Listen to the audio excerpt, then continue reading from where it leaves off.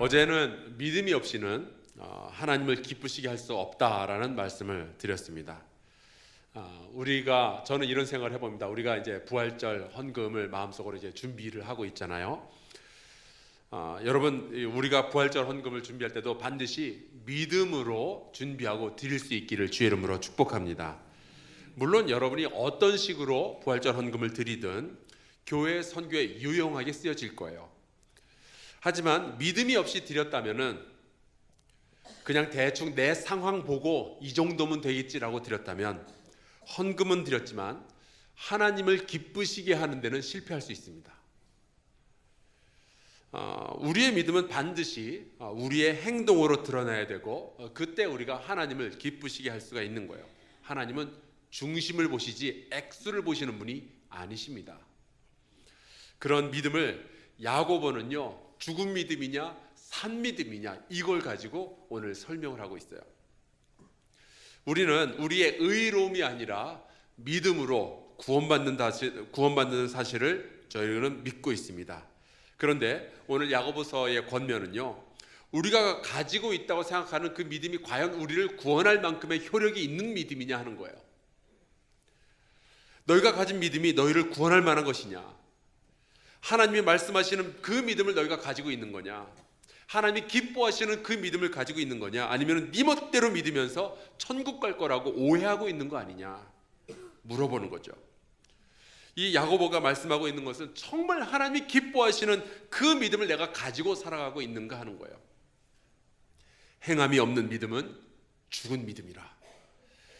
그렇다면 여러분, 행함이 있는 믿음, 우리의 믿음이 정말 참된 믿음인지 하나님이 기뻐하시는 믿음인지 혹은 오늘 말씀에 나오는 것처럼 구원받을 만한 믿음인지 우리가 어떻게 알 수 있을까요? 야고보서가 말하는 게 있어요. 네 삶을 들여다보면 안다. 오늘 말씀 2장 14절 말씀 제가 다시 한번 읽겠습니다. 내 형제들아, 만일 사람이 믿음이 있노라 하고 행함이 없으면 무슨 유익이 있으리요? 자, 그 다음에 잘 들어보세요. 그 믿음이 능히 자기를 구원하겠느냐? 그런 믿음은 아무도 구원하지 못하는 그 효력이 다한 여권과 같은 것이다라는 이야기죠. 여러분, 그 유효기간이 지난 여권들 공항 가보셨어요? 들고는 가도 아무짝에도 쓸 데가 없어요. 바로 그거죠. 황당한 믿음인 거예요. 그러면은 구원받을 만한 믿음이 있고 구원받을 수 없는 믿음이 있다는 건데, 우리 한사랑교회 성도 여러분은 거짓 믿음에 조심하시기를 주의 이름으로 축원합니다. 스스로도 속지 마세요. 나 이 정도면 믿음 있는 거 아니냐? 아닐 수 있어요. 그렇다면 우리는 내 믿음이 정말 참된 믿음인지, 살아있는 믿음인지, 하나님이 기뻐하시는 믿음인지, 나를 구원할 만한 믿음인지 어떻게 검증할 수 있는가? 우리의 삶 속에 들어가서 한번 들여다보자 하는 겁니다. 오늘 말씀 2장 15절 16절에 이렇게 나와 있어요. 만일 형제나 자매가 헐벗고 일용할 양식이 없는데 너희 중에 누구든지 그에게 이르되 평안히 가라, 덥게 하라, 배부르게 하라 하며 그 몸에 쓸 것을 주지 아니하면 무슨 유익이 있으리요? 이런 상황을 두고 17절에 이렇게 말하죠. 이와 같이 행함이 없는 믿음은 그 자체가 죽은 것이라. 행함이 없었으니까 죽은 거래요. 자, 여기서 말하는 행함이 없는, 그래서 죽은 믿음이란 무엇이냐? 다른 사람을 사랑하지 못하는 믿음이에요. 믿음을 가지고는 있는데 다른 사람을 섬길 때까지 우리를 밀어주지 못하는 믿음, 그게 죽은 믿음이라는 거예요. 믿음이 섬김으로까지 이어지지 못할 때 그런 믿음은 죽었다는 겁니다. 저는 이 말씀에서 아주 놀라운 비밀을 하나 깨닫게 됐어요. 내가 가진 믿음이 누군가를 돕지 못하면 그 믿음은 내 자신도 돕지 못한다는 뜻이에요. 그 믿음이 능히 너를 구원하겠느냐? 그래서 여러분, 내 믿음이 살아있는지 죽어있는지를 보려면은 내가 사람들을 사랑한 흔적이 내 삶에 있는지, 내가 다른 사람들을 섬긴 흔적이 내 인생 가운데 들어있는지 그것을 확인을 해보면 압니다. 만약에 그런 것이 없다, 사랑과 섬김의 흔적이 내 인생 가운데 없다, 이 한 주간 동안 내가 없었다, 그렇다면 나는 죽은 믿음을 가지고 살았던 거예요. 그리스도의 사랑을 진정으로 경험한 자는 반드시 다른 사람을 사랑하도록 되어 있습니다. 그리스도의 섬김을 경험한 사람은 반드시 자기도 누군가를 섬기도록 되어 있어요. 그러니까 누군가를 사랑하고 누군가를 섬기는 일이 내 안에 없다는 것은요, 그리스도의 사랑과 그 섬김을 아직 모르는 거예요. 교회를 다니기는 할지 몰라도 아직까지 복음을 제대로 믿어본 적이 없다는 뜻이 되는 거죠. 아무리 우리가 이 땅에서 부모에게 혹은 친구에게 배우자에게 혹은 자녀에게 사랑을 못 받은 사람이라 할지라도 예수 그리스도의 그 살아있는 그 사랑을 받은 자라면 그 사람은요, 그 사랑 가지고 누군가를 사랑할 수가 있어요. 우리는 주님의 사랑으로 누군가를 사랑하는 거기 때문에 그렇습니다. 주님의 섬김으로 누군가를 섬기기 때문에 그래요. 십자가의 사랑과 온몸을 다 던진 그 섬김을 깨닫는 자는요, 자기도 누군가를 사랑하고 누군가를 섬기는 일을 하게 되는 거죠. 그런 사람이 살아있는 믿음, 구원받을 만한 믿음을 가지고 있는 거예요. 하나님은요, 말씀이시다라고 성경이 되어 있지만 하나님은 내가 말만 가지고 사랑한다, 그런 말씀하신 적 없어요. 하나님은 영이시지만 그렇기 때문에 나는 영적으로만 사랑한다, 이런 말씀 하시지도 않았고, 성경에 보니까 그런 하나님은 등장하지 않아요.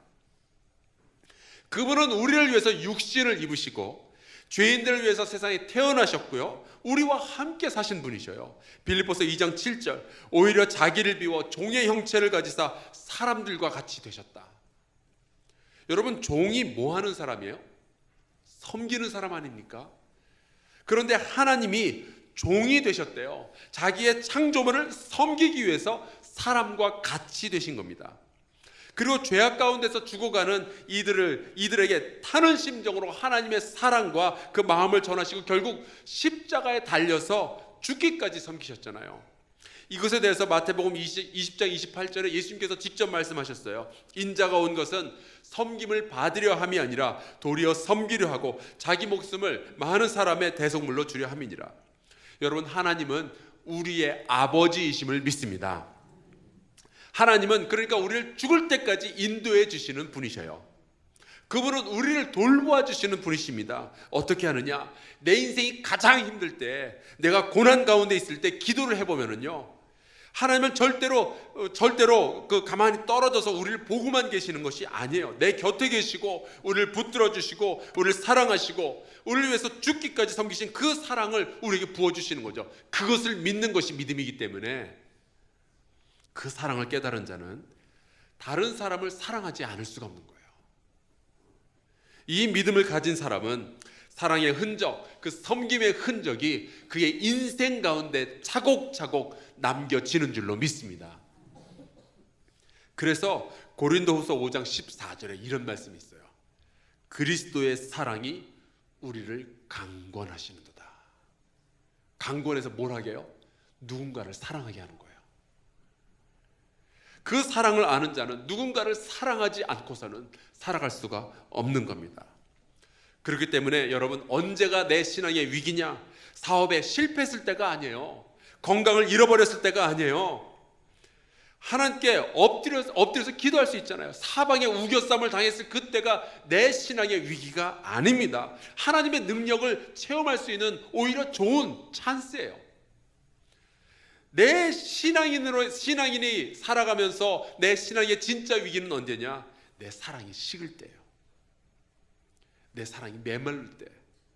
사랑이 메말라서 더 이상 내 인생 가운데는 어떤 섬김의 열매가 열리지 않을 때, 주님의 섬김을 그렇게 받아놓고서도 남 섬기는 일에 인색할 때, 주님의 사랑을 그렇게 받아놓고서도 교회를 사랑하고 누군가에게 복음을 전하는 일에 그렇게 인색할 때, 그때가 위기예요.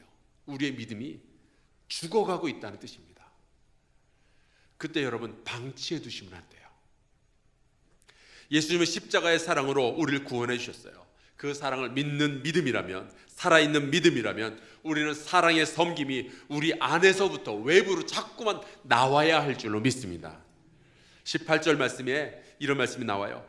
어떤 사람은 말하기를, 어떤 사람이래요, 너는 믿음이 있고 나는 행함이 있으니 행함이 없는 내 믿음을 내게 보이라. 나는 행함으로 내 믿음을 내게 보이리라 하리라. 여러분, 가슴 아픈 게 뭔지 아세요? 이 말의 일부분은 존귀한 주의 백성들에게 들려오는 세상 사람들의 비아냥이 여기 섞여 있어요. 믿음이 있다며 근데 왜 사랑 못해? 너 믿음이 있다며 왜 너의 삶 속에는 그런데 섬김의 흔적이 없어? 너 뭐야? 그러니까 여러분, 믿는다는 우리가 섬김의 자리까지 갈 수 있는가? 하나님이 사랑하라고 했던 그 사람을 내가 사랑할 수 있는가? 하나님이 저 사람 용서하라고 말씀해 주셨는데 과연 내가 그 사람을 용서하는가 말이죠. 기도하는 가운데 하나님이 저 사람을 섬겨주라고 말씀하시고 인도해 주시는데 저 목사님을, 저 집사님을 섬기라고 하셨는데 그 말씀에 내가 순종하는가 하는 거예요. 그런 흔적들이 나의 기억 속에, 나의 삶 속에 남아있는가? 만약에 이러한 질문에 대해서 예, 그렇습니다. 내가 사랑했습니다. 내가 용서했습니다. 내가 섬겼습니다. 이렇게 대답할 수 있다면 사랑하는 성도 여러분이요, 기뻐하고 즐거워하시기 바랍니다. 여러분은 죽은 믿음이 아니라 산 믿음을 가진 사람인 것이 분명합니다. 그리스도의 명령에 대한 순종이 아니라면 도대체 뭐가 믿음이에요? 예수께서 하나님의 신약과 구약에 나오는 하나님의 말씀을 압축하고 요약하면 한 가지 행동이 나온다고 말씀하셨어요.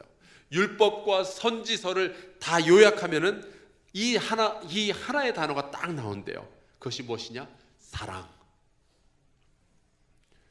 하나님을 사랑하고 이웃을 사랑하는 것, 이것이 율법과 선지자들의 강령이라고 말씀하시죠. 바로 이 섬김의 삶이, 사랑의 삶이 우리의 인생 가운데 드러나게 되는 겁니다. 죽은 믿음이 아니라 살아있는 믿음을 가지고 사랑과 섬김의 삶을 살아내는 저와 여러분 될 수 있기를 주의 이름으로 축원합니다.